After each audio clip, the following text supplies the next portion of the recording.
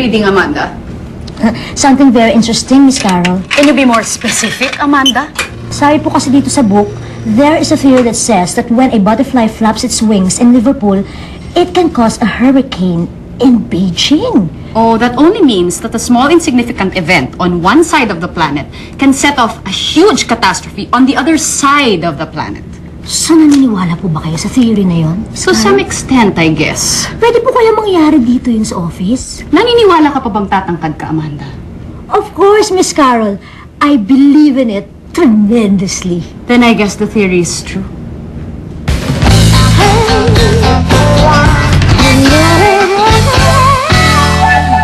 Yun nga yung theory ko, na kapag may ginawa kang maliit na bagay, ngayon, meron itong equivalent na malaking epekto sa opisina. I'm not really sure about that, Amanda. Bless you. See? Nothing happened. I told you. What? You know what happened to Miss Joy? Biglang nahulog siya sa upuan niya, tapos ayun, ang sakit ng likuran niya. See? I told you! Hindi ako naniniwala sa sinasabi mo, Amanda. But you told us about what happened to Miss Joy. See? Nothing happened. Mali ang theory mo. Guys! Alam niyo ba yung nangyari kay Fonda?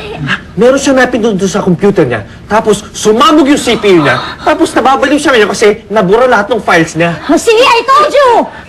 Ano I told you? This is the end of the world!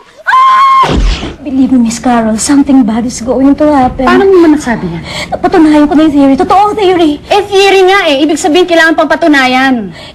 Napatunayan ko na nga po eh. Kasi nung bumahing si Silvio, nahulog sa upuan niya si Miss Joy. Tapos sa paso ng nakapil niya si Serge. Yun naman sumabog yung CPU ni Fonda. Tapos bumahing uli si Silvio. At napaso uli si Serge. Natapilok pa si Vince. Totoo ang theory. Believe me, something bad is going to happen. Really bad! Something bad, really bad is going to happen kapag hindi na-order yung supplies para sa conference mamaya!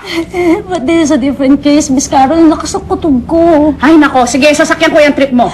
If nothing bad happens within the next minute, babalik ka doon sa pwesto mo, you will forget that theory, and you will order the supplies na kailangan para sa conference mamaya! Deal? Deal! Nothing bad is happening! Subukan niyo palang bumahing. Sorry, malinis ang ilong ko. Inuwi niya kayo kape niyo para mapasok kayo. Sorry, malamig na ang kape ko.